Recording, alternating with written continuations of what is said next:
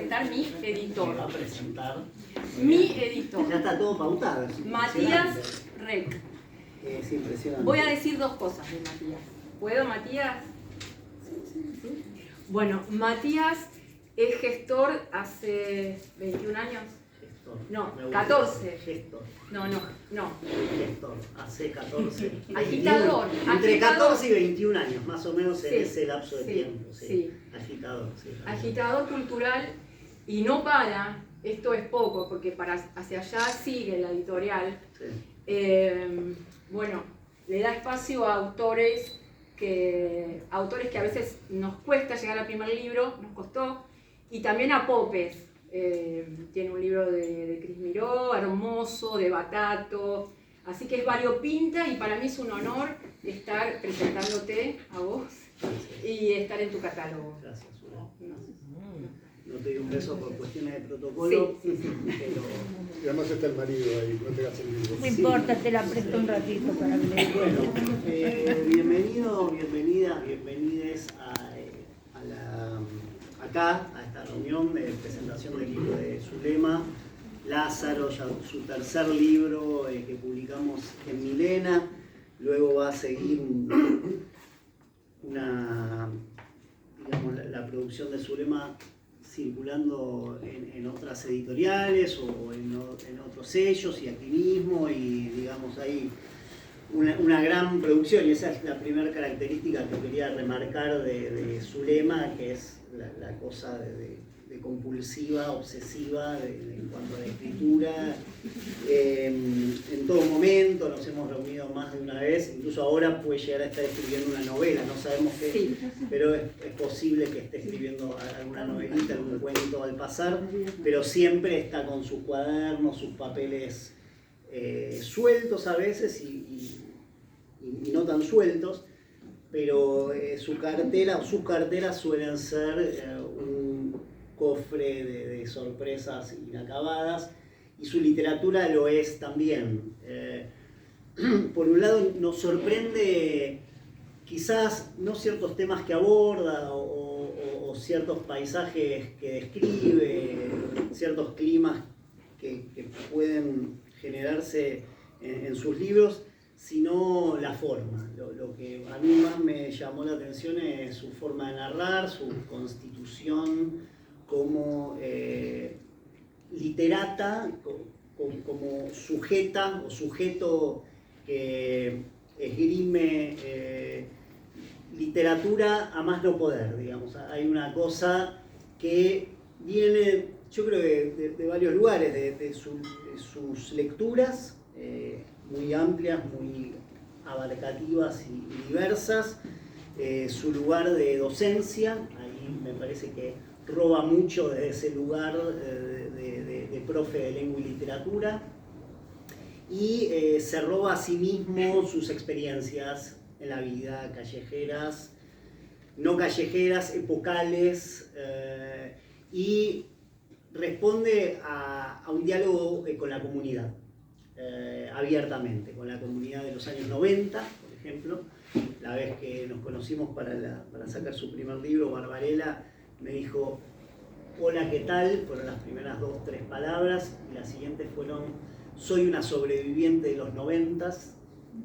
Yo me quedé ahí como si era sobreviviente del colectivo 90 que pasa cerca de casa, de los 90, como qué sé yo, el estallido del menemismo, y algo tenía que ver, sí, en poesía creo que se conoce mucho la generación de los 90, de los poetas, y marcó la época por el año, por la década, que incluso pudo haber empezado antes de los 90, pero marcó la figura de Fabián Casas, por ejemplo, Washington Cucurto, que anda por ahí, Fernanda Laguna, varios ciclos, no solo personas y nombres, sino ciclos como Maldita Ginebra, que es posterior a los 90, Zapatos Rojos, bueno, Gabriela Begerman, digamos, hay toda una generación que se logró afincar en los cánones y contracánones y anticánones de la poesía argentina, discutiendo una tradición anterior, Y después vino una tradición, una generación posterior a los 90. Los 90 quedaron muy marcados, pero después empezó, qué sé yo, no es que empezó, se desarrolló el 2001 como el estallido social, político, cultural también, y a partir de ahí, y entrado ya los 2000, surgieron un montón de poetas, y por aquí publicamos una antología en el año 2010 titulada 2017, Nueva Poesía Contemporánea. Había como una cosa de pensar rebuscada, ¿no? Como son los poetas. Que los poetas que tenían 20 años en el 2010 iban a tener 27 en el 2017 y por ende iban a morir todos, y iban a suicidar, o iban a llegar a esa edad maldita del poeta maldito de los 27 que iba a morir como Rimbaud o como algún otro. Entonces había ese juego también generacional y empiezan estas antologías con un pequeño epígrafe que dice: dejemos de aplaudir los 90. Y ese epígrafe nos pone a discutir un montón de cosas al interior de la editorial o de los movimientos poéticos, literarios, etc. Donde por un lado tenemos ganas de dejar de aplaudir los 90, pero por otro lado nos siguen generando cosas y nos siguen interpelando y nos siguen tocando la puerta, como en este caso Zulema, que nos tocó la puerta, pero tal vez le tocamos la puerta a ella. Hay como un encuentro entre autora-editor y comunidad lectora para publicar el primer libro de Zulema, que fue Barbarella. Luego publicamos una novela intitulada El Vaguito. Tuvimos la suerte de conocer a este personaje que fue el modelo de la tapa. No así la suerte de conocer a la modelo de Respuesta, el libro que se está presentando en este momento, que son cuentos que Daniel Gebel, aquí presente, la misma autora, Julieta Odelman, que hace el prólogo, han presentado y seguirán presentando de una forma seguramente muy linda. En mi caso tengo para decir que son cuentos que alteran el estado de ánimo, sobre todo quienes viven en la Paternal, quienes pueden transitar esas calles. Y digo la Paternal como un lugar, como un territorio a habitar, pero que se puede traspolar o correr hacia cualquier otro barrio de la ciudad de Buenos Aires. Pero sí hay mucha ciudad de Buenos Aires. Y volviendo al tema de las épocas, hay muchas épocas. Podés encontrar referencias a los años 40, a cierta cultura tanguera, a cómo se curaba el sarampión en los 40, y mucha referencia del acervo cultural del sentido común, pero el sentido común cobra vuelo cuando se hace literatura. Y Zulema sabe hacer literatura con el sentido común. Y por eso cada cuento es una joyita en sí misma. Me encantaría que lo lean, que puedan entrar, si ya no entraron en la literatura de Zulema, a través de su tercer libro. Yo no sé a quién tengo que presentar. Voy a presentar a Zulema, a Daniel, para que hagan una presentación acorde a Daniel. Si querés, cierra Zulema o Zulema Daniel. Y después ablóchense los cinturones porque viene algo que no sé qué es, pero va a estar bueno. Así que los dejo y me voy a levantar para pasar la silla a alguien que se quiera sentar, y yo voy a andar como dando vueltas entre el vino y unos pancitos que hay por ahí con baba ganoush. Gracias.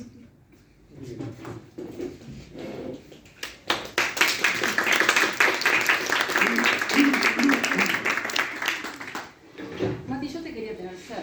No. Me pierdo la oportunidad de Estoy tener un cerca mancebo con... emocionalmente, pero Bien. bueno, prefiero que ustedes estén Bueno, dale. cómodos.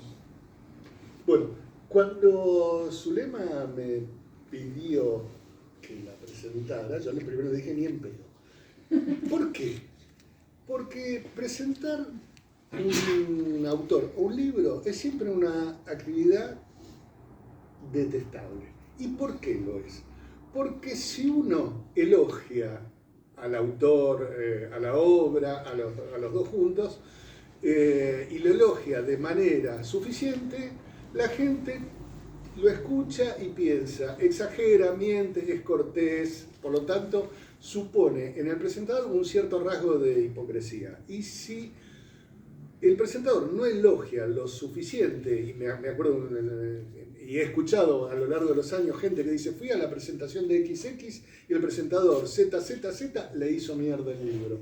Entonces, cuando ocurre eso, uno dice, ¿para qué lo presenta? Es una mala persona, etcétera, etcétera, etcétera.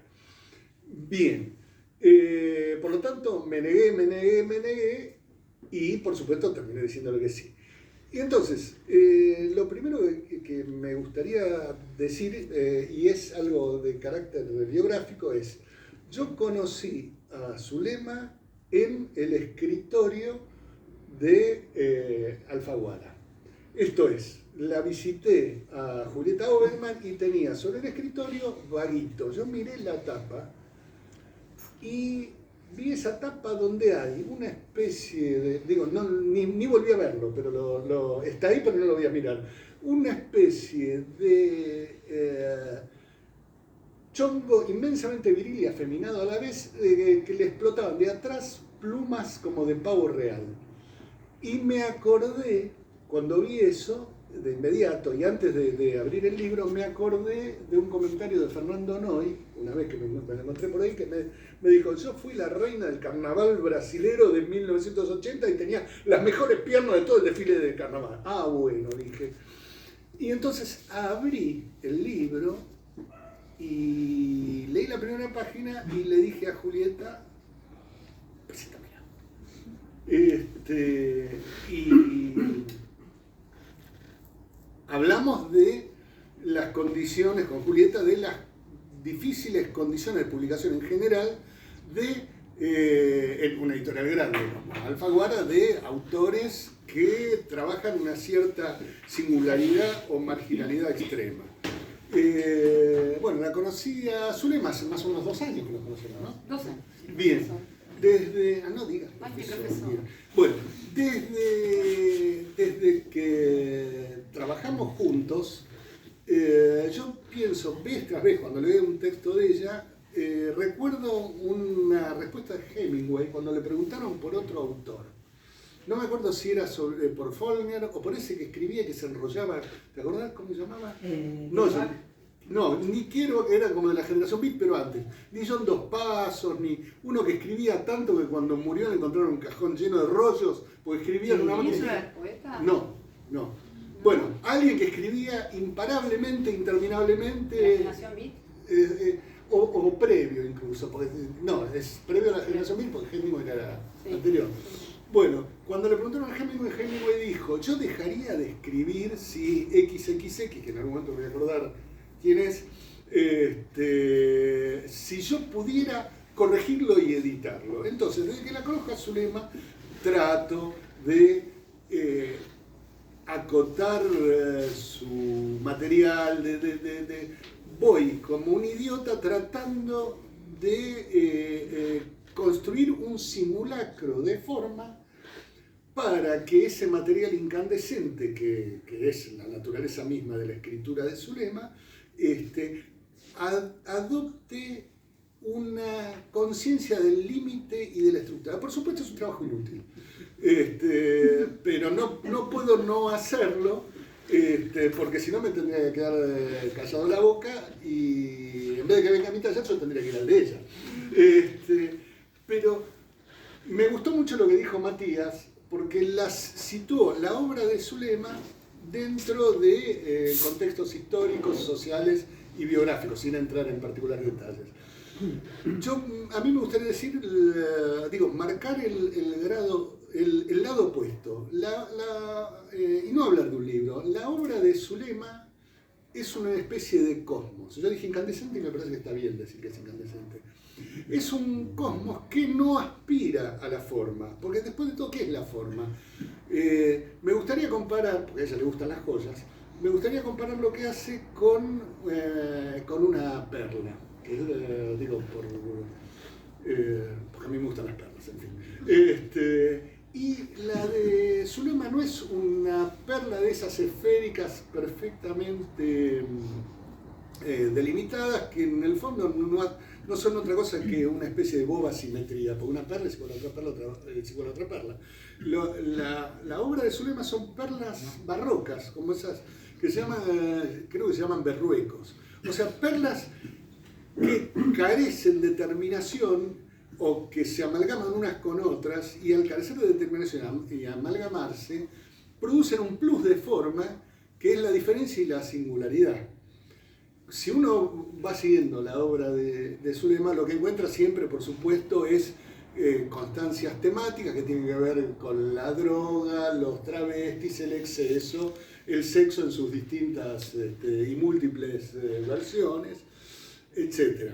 Hay algo de lo incontinente y lo incontenible, lo que está fuera de la regulación, en un sentido amplio, capitalista. Está fuera es hiperproductiva, pero está fuera de la idea de lo productivo, que está ligada a los géneros, a la legibilidad, a la correspondencia con la expectativa de un lector.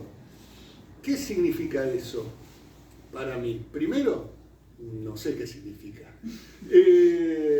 Pero sí hay algo de lo que tengo constancia, y es que los asuntos temáticos de Zulema importan menos, en definitiva, que la relación que ella establece con eso, porque sus asuntos temáticos sirven para que su escritura sea excesiva, hiperproductiva, desbordada, etcétera, etcétera. Digamos, la escritura de Zulema, digamos, los temas en Zulema son metáforas de su sistema de producción. Y creo que no debería decir más. Eso.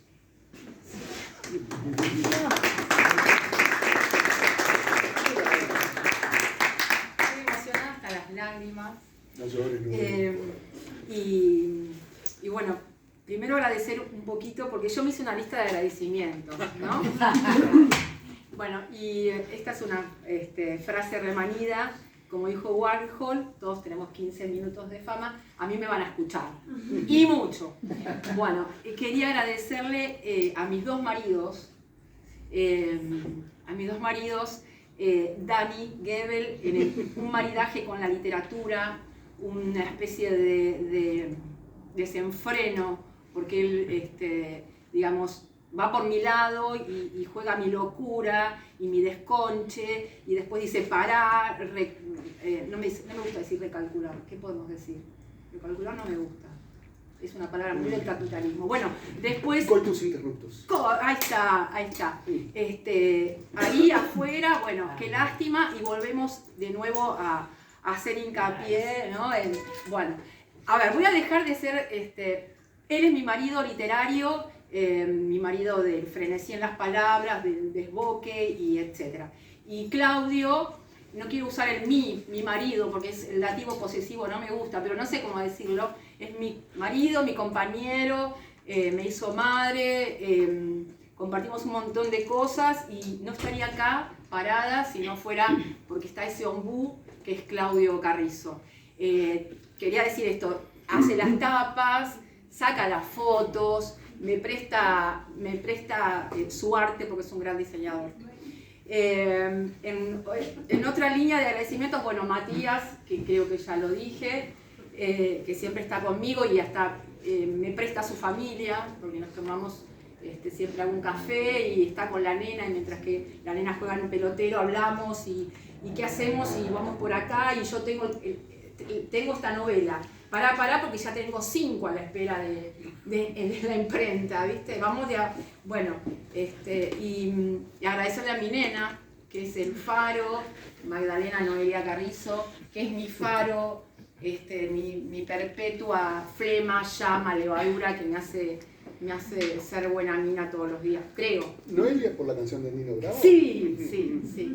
Y Magdalena por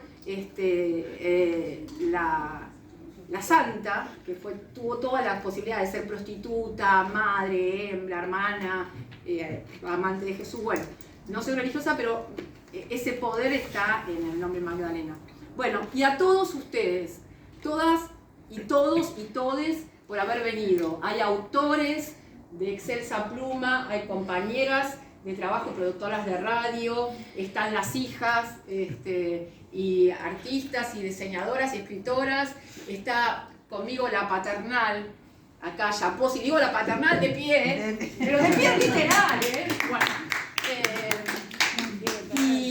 bueno, mis grandes compañeras también en el obraje de las palabras, compañeras del taller, amigas de mi hija y una sobreviviente de los 90 como quien habla. Bueno, a ver, ¿qué puedo contar? No sé, es que estoy extra estallada, como si fuera, a ver, no quiero decir la metáfora, bigmanense, orgasmo enconchado y no sé, Y acá para tenés dónde tus ir. notas. Bueno, sí, a ver. Bueno, pero vos me sacaste y me rompiste todo, porque yo iba a hablar de la forma y el contenido Dale. en relación a lo que yo hago, ¿no? Bien, rebatime. Bueno, no, estuvo nada más acertado que lo tuyo. En relación a la forma, a mí me impacta la palabra y sigo muchas veces por el ritmo de la palabra porque mi origen es la poesía. Yo empecé escribiendo poesía allá por los 80, por los 90 y escribía en papelitos y era todo una época muy vibrante con anfetas, mate cocido, anfetas, bulimia, anorexia. Entonces no Buenos podía... Aires no duerme. Buenos Aires no duerme. Ay, cuando me llama Ariel Schettini, me dice, usted está seleccionada. Yo acababa de dejar las anfetas y digo, bueno, vuelvo a tomarlas. Porque si eso ha sido premiado, no sé qué. Bueno, un horror eso porque estuvo lo pérfido, que en ese momento me calentaba y digo, no puede ser que tenga un libro ahí y lo voy a cancelar, lo voy a quemar. Yo pensé que no podía ser que te calentara lo pérfido. En los 90 sí, pero digamos, este sanguango y ser nefasto, no. Bueno, vuelvo a... No voy a sacar oropeles, pero tengo premios, ¿sí? El primer premio es mi hija. Bueno, aquí iba, al contenido. Ahora, hablé de la forma. Y el contenido es algo que no me va, que me desborda, que no me sirve ningún corset. Entonces no hay ninguna forma que resista. Y ahí voy con lo que vos dijiste. Y bueno, y lo que escribo son sancochos, merequetengues, zafarranchos, pero no puedo dejar de hacerlo. Historias que me han quedado para decir, tengo muchas, y me anoté los libros, tengo para escribir y editar, acá escuche. Sala de profesoras, chonguería o chongueraje, Cassandra y el guionista, la Rodrigo Bueno, un libro de fe de ratas, bueno, un corpus de poesía y un corpus de 14 cuentos. Bueno, y hay más borradores, pero bueno, eso ya está cerrado. Quien quiera editarlos, acá se escuchan ofertas. Y no sé, bueno, agradecerle a todos, a ver qué me puse en el machete. Bueno, que ahora va a venir un gran, también sobreviviente de los 90, un amigo entrañable por Ajenjo, un poeta de la hostia, de la Concha de la Lora, actuó con Dudo Arpilleta, con Tortonese, bueno, con mucha gente de ahí, de la trastienda de los 90 y ahora va a ser una especie de, ¿qué sería? A ver, esperen, quiero encontrar la palabra justa. No va a dramatizarlo, sino que le va a poner el cuerpo, su diafragma, su especificidad, ¿sí? La cosa que él tiene, que es genuino, original y que me gustaría que lo vean y no sé si va a entrar en la puerta, va a traspasar la puerta si yo dejo de decir sarandeses. Parece que el pie es un aplauso. Entonces cuando aplaudamos todos como que terminó la cosa.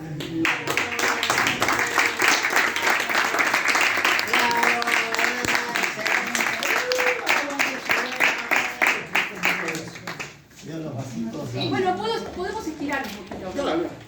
No. Por ahí.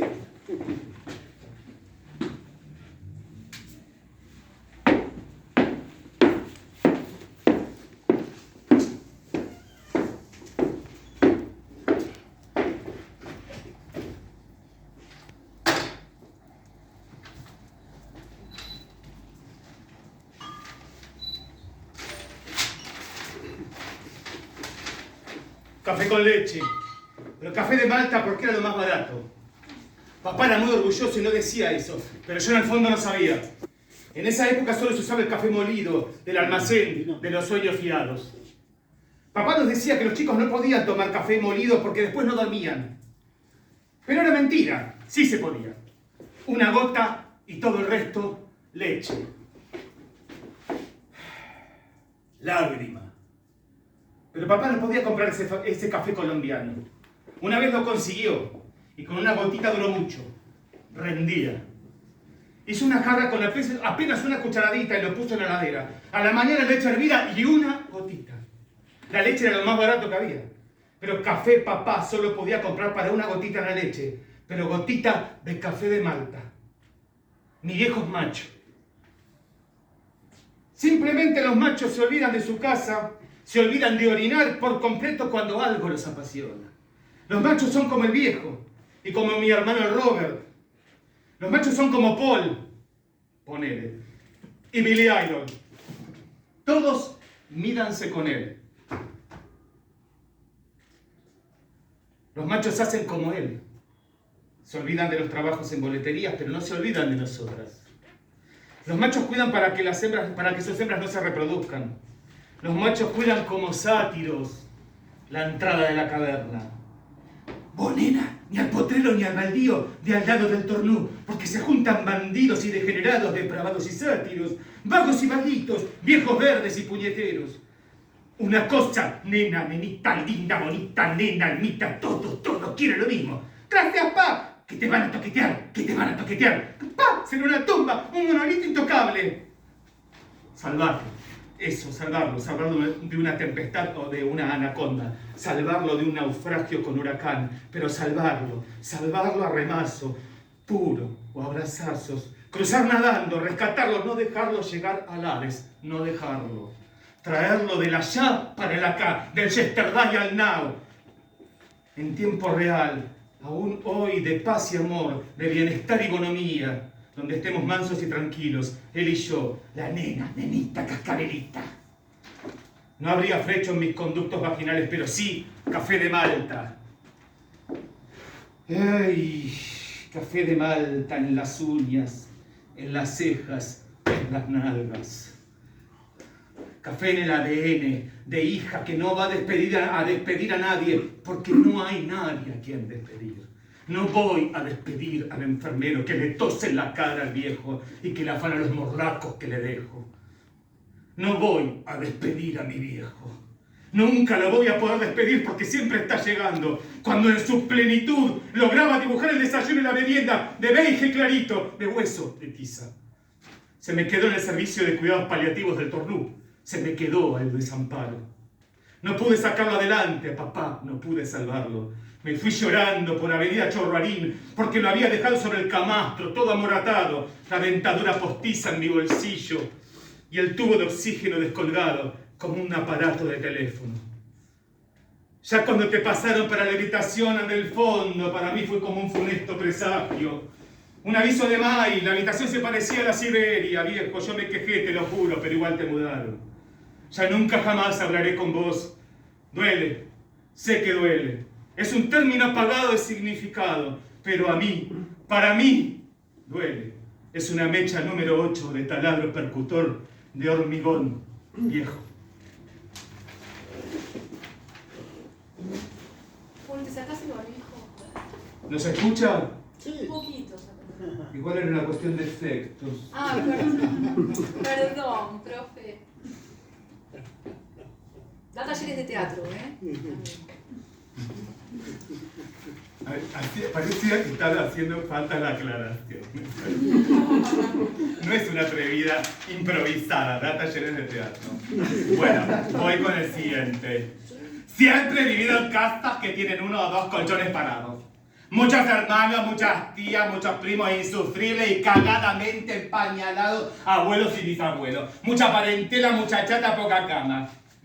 Mi vida en esas casas, en esos colchones, inserta en esa parentela que se bibangañaba, multiplicaba y acumulaba a lo largo del tiempo, me obligó a replegarme, a aglutinarme. ¿Me ven todos bien? Sí. Aglutinarme, a volverme alfiler y con ello anoréxica. Ponele. Coletazo de la anorexia, el atracón. Coletazo de la bulimia. Coletazo de este, la purgación. Coletazo de este, la diuretización. Coletazo de este, la despotasiación. Y vuelve a cumplirse el ciclo. Deglutir para la potasiación, hidratación, rebote, coletazo, anorexicación, coletazo, atracón. Y ahí hasta cumplirse el ciclo de evanescentes y encabalgadas infinitudes. Y esa es la génesis de la anoréxica en que me convertí. Mi vida ha sido una vida chica, osteoporosa, diminuta como mi talla innecesaria. Una vida entre paréntesis, comillado, sandalias de corcho 11, de anticipaciones falsas, de mal Pandora. Mi existencia es como una casa de colchones parados, como los de esas posilgas de mal gusto, como esas macetas poligrillas y mustias de mi madre. Las tías caían con macetones de regalo, con injertos de gajos afanados como para congraciarse. Mi madre, de tan guanacamente yegua, les ponía los macetones cal para que se quemen. Decía que era cáscara de huevo molido tipo abono. Y mirá que los malbones son duros que se caen, ¿eh? Pero la cal, que la sobacosa inoculaba todas las noches entre esos humos hiroshimosos. Morí con el adjetivo. Hiroshimosos. Solo Zuli lograba. Yo soy esos macetones, pero nadie me puso la cara encima. Desconozco que soy víctima de un experimento. Me cortan, me parten, me diseccionan mi simetricidad. Simetricidad imposible en una anoréxica. Porque el lado derecho se me deshidrató más que el izquierdo. Tiene menos masa muscular facial. Más vello masculino porque siempre a la anoréxica le gana el varón. La testosterona. Lo cual anula la producción del estrógeno.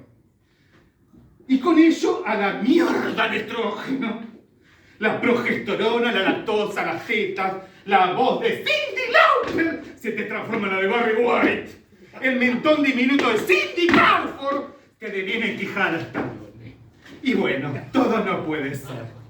Anoréxica, ser anoréxica y ser hembra. ¡Mierda que te venís andrógina! ¡Te venís porongosa! Pero de bajo peso. Pone. Todo empezó por dormir con las matronas, que después se proyectó en querer gustarles a los tipos para ser rechazada por esos y adorada solamente por crossover, crossdresser supongo, y tipos que no se asumen y que por las dudas ni se compran un closet, no vaya a ser cosa que escabiados se asomen, mi amor. Falta uno para terminar, porque Zulema Lázaro no solamente es darky, no solamente es travesti. ¡Ay! ¡Ay! ¡Ay! Repuesta también, ¿saben qué es? ¡Epo! Bueno, hay los efectos especiales de ¡Epo! ¡Po! ¿Qué más quedó? Bueno, en fin.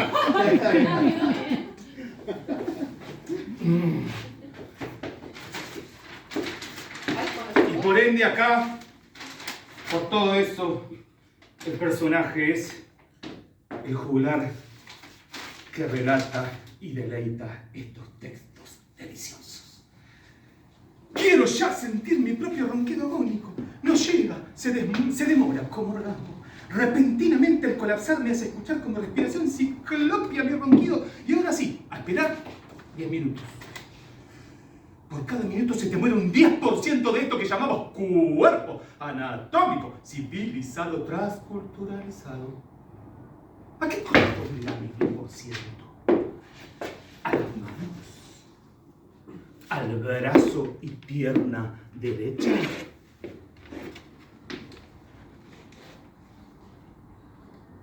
a la embrionaria pija que tengo bajo la forma de clítoris, a las manos que rayaron, desflecaron, descalzaron, profanaron, tierra, fuego, aire, protestaron las gemas. Esto de hacer algo leyendo es muchas cosas. Que vulcanizaron estiércol, emergentizaron, galvanizaron esta silla, ponte las pelotas, galvanizaron afectos, coctelizaron psicotrópicos y ron, dopamina y mélica. ¡Bam! Está pasando fuerte y rápido. Esto está finalizando. El 90 abarcará casi todo mi ser imperio. Macabro, psicopático, violento. Sé que no habrá secuencia de compresión y descompresión. Ni desfibrilador que rescate mi vía superior libre, ni mi vía inferior limpia, blanquecina, como el ambiente de la casa de campo donde entran John y Yoko en matching. John al piano, Yoko abriendo puertas y ventanas, entra luz, mucha, intacta, pesada, obnubilante, el blanco. Como ahora, les dona todos los colores y sale invicto, limpio, más blanco que blanco, como las tetras, las farsas, blanco como el organdí de un modisto, el broderí de una novia, la pasada cartera de comunión de una pánfila, niña o de una impertinente comediante. ¡Dieta de cuarta! ¡Zulema Lázaro! ¡Respuesta! ¡Aplausos!